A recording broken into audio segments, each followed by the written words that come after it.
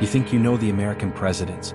You picture them as men of stone and steel, their faces carved onto mountains and their portraits hanging in solemn halls. Men of profound dignity, of unshakable purpose, guiding the nation from the hallowed rooms of the White House. You need to forget all of that. What you were taught in school is a carefully curated highlight reel, a polished story designed to inspire confidence. But behind the stately portraits and the soaring speeches, there is a hidden history. A history of bizarre secrets, strange and powerful obsessions, and personal behavior so weird it sounds like it was invented for a movie. Tonight, we are unlocking one of the most baffling chapters in the secret history of the presidency. We are focusing on a man you probably remember from a textbook as a stern-faced, one-term president. John Quincy Adams, the 6th President of the United States. But you do not know the real story. You do not know the man who lived behind the title. We are not here to talk about his politics. We are here to talk about the man who turned the White House into his personal cabinet of curiosities. A man who started his days with a ritual so shocking it would cause a national scandal today. A man who kept a live alligator as a resident of the White House, and allegedly used it to terrify his political enemies.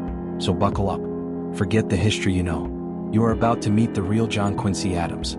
The story of his private life is so strange, so deeply eccentric, it will change everything you thought you knew about the men who have held America's highest office. Let us begin with the most unbelievable truth, the one that sounds like a playground rumor but is shockingly, historically accurate.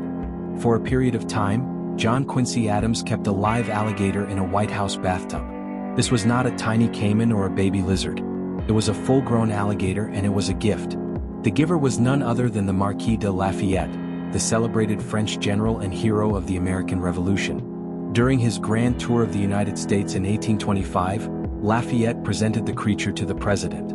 Now, a normal person, even a normal president, might have politely thanked the general and then immediately arranged for the alligator to be sent to a zoo, or perhaps a nice, distant swamp. But John Quincy Adams was not a normal person. He saw an opportunity. He saw a tool. He decided to house the alligator in the East Room bathroom. You have to understand what the East Room was. It was, and still is, the largest room in the White House. It was the grand public reception hall, used for dances, concerts, and major gatherings. To place the alligator there was a deliberate choice. It was a statement. Adams was installing a predator in the very heart of American public life. The stories from the time are incredible. Adams reportedly took a strange, almost sadistic pleasure in showing off his reptilian roommate. He would lead unsuspecting guests, from powerful congressmen to foreign diplomats, on a tour of the Grand East Room. Then, with a sly look, he would gesture towards the bathroom door and invite them in. The guest, expecting a simple powder room, would instead be met with the cold, unblinking stare of an alligator, lounging in the tub as if it owned the place. Imagine the sheer psychological shock. One moment you are discussing a trade deal or a piece of legislation, the next you are face to face with a living dinosaur in a confined space. It was a power move so bizarre, so utterly unhinged that it left people speechless. It was a way of telling them, without saying a word, that he was not a man to be trifled with. He was unpredictable. He was the kind of man who keeps an alligator in his bathroom. What else was he capable of? This was not just a pet, it was a living, breathing instrument of political intimidation. As bizarre as that was, it was only one piece of the puzzle that was John Quincy Adams. His strangeness did not end at the bathroom door. In fact, it started long before most of Washington was even awake.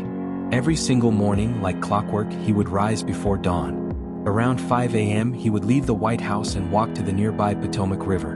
And there, he would strip off all of his clothes and dive in for a swim. This was not a quick, refreshing dip. He would often swim for up to an hour, a solitary, naked figure in the murky waters. We have to remember, the Potomac River in the 1820s was not a pristine health spa. It was a commercial waterway filled with mud, silt, and increasing amounts of city runoff. Yet for Adams, this was his sacred daily ritual. He claimed it was for his health, a way to ward off illness. He called it his invigorating bath. But this habit led to one of the most incredible and frankly hilarious encounters in all of presidential history. A tenacious and feared journalist named Royal was trying to secure an interview with the notoriously stubborn president. For weeks, Adams had refused her. So, Royal, a pioneer of investigative journalism, devised a plan. She learned of the president's morning ritual. One morning, she followed him to the river. She waited as he disrobed and began his swim. Then she made her move. She walked over to the riverbank, gathered all of the president's clothes and calmly sat on them. When Adams finished his swim and came to shore, he found the journalist sitting there, holding his entire wardrobe hostage. She told him she would not move and he would not get his clothes back until he answered her questions and granted her an interview. There, on the banks of the Potomac, trapped, shivering, and completely naked, the sixth president of the United States was forced to conduct the first-ever hostile presidential interview. This is a story that has been scrubbed clean from most official histories for obvious reasons. It reveals a side of the presidency that is messy, deeply human, and almost too strange to be believed. The president's eccentricities were not just confined to his personal life. They spilled over into his professional duties, transforming the White House grounds into his own personal mad science laboratory. Adams had a ferocious, all-consuming obsession with botany. He saw himself as a gentleman scientist, and he used the full power of his office to fund his hobby.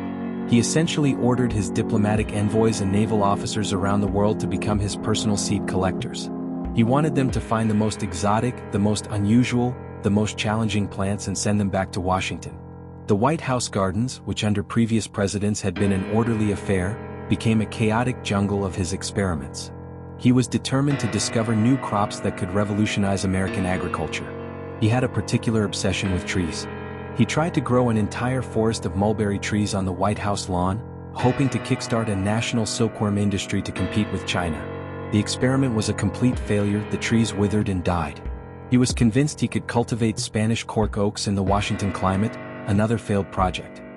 He filled the gardens with strange herbs and vegetables from across the globe, meticulously recording their progress in his diary, often noting his profound disappointment when they failed to thrive.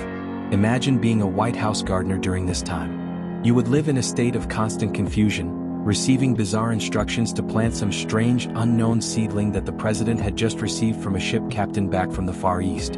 While other presidents were focused on building roads and canals, John Quincy Adams was in the backyard, poking at dying saplings, convinced he was on the verge of a breakthrough that only he could see. So what does this all tell us? It tells us that the men we place on pedestals are infinitely more complex and strange than we imagine. John Quincy Adams was not just the stern diplomat or the failed one-term president. He was a man of profound and baffling contradictions. A man who could negotiate a treaty with a foreign power in the afternoon, and then use an alligator to scare a congressman in the evening. A man who would meticulously draft legislation, and then conduct an interview in the nude. His story is a powerful reminder that behind the grand facade of power, behind the marble statues and the carefully written biographies, there are real, flawed, and sometimes deeply weird human beings. Their secrets, their obsessions, and their eccentricities are just as much a part of history as their laws and their wars. They show us that the past is not a boring collection of dates and facts. It is a wild and unpredictable human story. If these bizarre presidential secrets have made you realize that history is far stranger and more fascinating than you ever thought possible, then make sure you hit that subscribe button and turn on notifications. We are dedicated to digging up the stories that have been buried and forgotten. The truth is always more interesting than the official story, and we are just getting started.